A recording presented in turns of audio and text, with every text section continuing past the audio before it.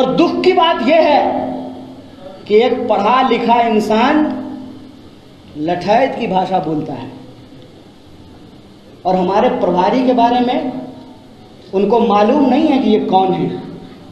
बिल्कुल सीधी बात है, जो भाजपा से लड़ना चाहते हैं वो कांग्रेस पार्टी के साथ होंगे और जो कौन सतली पुताव करना चाहते हैं वो यही गुनागणित करेंगे। एक इतिहास और बता देते हैं, सीना ठोक के बोलते हैं, कल से प्रवक्ता जवाब दें कि कांग्रेस पार्टी को छोड़ करके कौन ऐसी पार्टी है जिसने भाजपा के साथ गला नहीं मिलाया है। बोलिए। दूसरा भरोसा जो मैं आपको दे सकता हूं, देखिए पूर्वा पछिया कुछ हो जाए, इतना तो मानते हैं ना कि कांग्रेस कभी भाजपा के साथ नहीं जाएगी। बोलिए, खुल के बोलिए, कुछ हो जाए। कांग्रेस को जिस पल का इंतजार था वो पल आज कांग्रेस के लिए आ गया।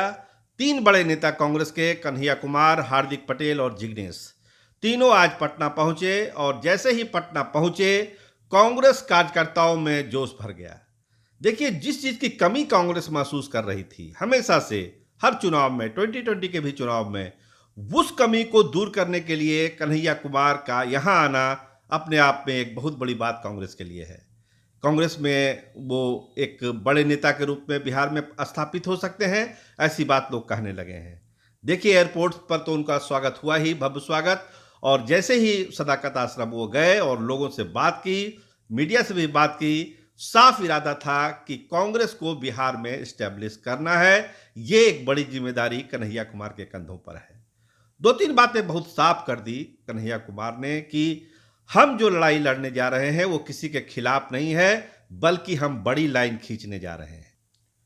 तो इशारा मनोज झा की तरफ था कि मनोज झा ने एक बात कही थी कि कौन सी ऐसी पार्टी है जो बीजेपी के ज्यादा खिलाफ है, कांग्रेस या राजद।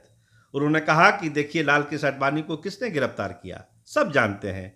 तो आज उसी का एक जवाब दिया कन्हैया कुमार ने कि ये लोग बताएं, प्रवक्ता बताएं कि क्या जो राजद है उसने कभी बीजेपी का साथ नहीं दिया। उनका इशारा, लालू प्रसाद जब मुख्यमंत्री बने थे तो बीजेपी ने उनको समर्थन दिया था, यानी राजद ने बीजेपी का साथ लिया था। ये बताने की कोशिश आज कन्हैया कुमार ने की।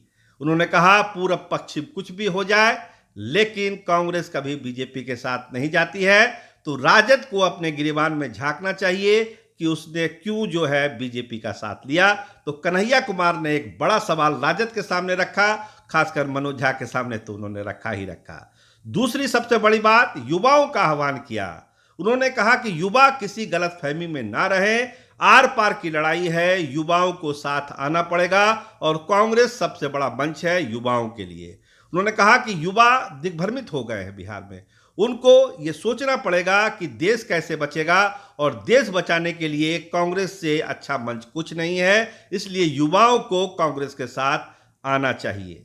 तो इस तरह की बातें कन्हैया कुमार ने की। आज जो है एक डिनर पार्टी भी रखी गई है कन्हैया कुमार के सम्मान में, अजीत शर्मा जो सीएलपी लीडर है उनके निवास पर, और कल से कन्हैया कुमार की टीम, जिग्नेश और हार्दिक पटेल निकल जाएंगे तारापुर और कुशेश्वर स्थान के बाय इलेक्शन के प्रचार में। तो कांग्रेस में आज एक बड़ा जोश आया है और उपचुनाव में जो बातें कही जाएगी इन तीनों नेताओं के द्वारा, वो ये तय करेगी कि बिहार में कांग्रेस की जो स्ट्रेटजी है चुनाव के बाद, जैसा कि इशारा उनके नेता भक्तचरण दास ने आज कहा कि 40 सीटों पर हम चुनाव लड़ेंगे। कांग्रेस महागठबंधन जो है वो खत्म हो चुका। अखिलेश बाबू ने भी, समीर बाबू भी ने कहा कि हम चुनाव के बाद अपनी स्ट्रेटजी को रिव्यू करेंगे कि महागठबंधन में राजद के साथ रिश्ता रखना है या नहीं रखना है। तो एक इशारा आज कन्हैया कुमार ने भी कर दिया कि अब जो लड़ाई आर पार की है, अब बीच का कोई रास्ता है नहीं। इस बात को सब लोग को समझना पड़ेगा और खासकर राजद पर जो हमला किया कन्हैया कुमार ने, वो ये जतलाता है कि कांग्रेस बिहार में अब एक बड़ी लड़ाई लड़ने के मूड में है और कन्हैया कुमार जैसा नेता उसको बिहार में मिल चुका।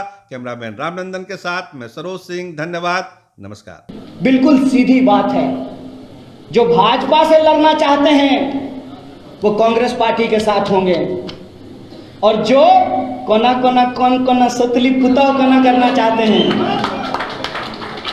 वो यही गुनागनित करेंगे। राष्ट्र कवि दिनकर ने एक बात कही है, दो न्याय अगर तो आधा दो, उसमें भी यदि बाधा हो तो दे दो केवल 5 ग्राम, रखो अपनी धरती तमाम।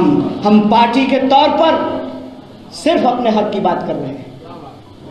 और दुख की बात यह है कि एक पढ़ा लिखा इंसान लठैत की भाषा बोलता है और हमारे प्रभारी के बारे में उनको मालूम नहीं है कि ये कौन है। दूसरा भरोसा जो मैं आपको दे सकता हूं, देखिए पुड़वा पछिया कुछ हो जाए, कुछ हो जाए, इतना तो मानते हैं ना कि कांग्रेस कभी भाजपा के साथ नहीं जाएगी। बोलिए, खुल के बोलिए, कुछ हो जाए।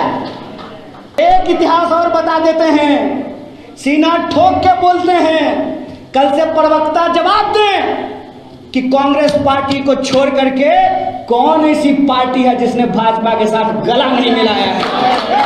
बोलिए, बोलिए, इस सवाल का जवाब दीजिए। और आखिरी बात बोल करके मैं आपकी बात खत्म करूंगा।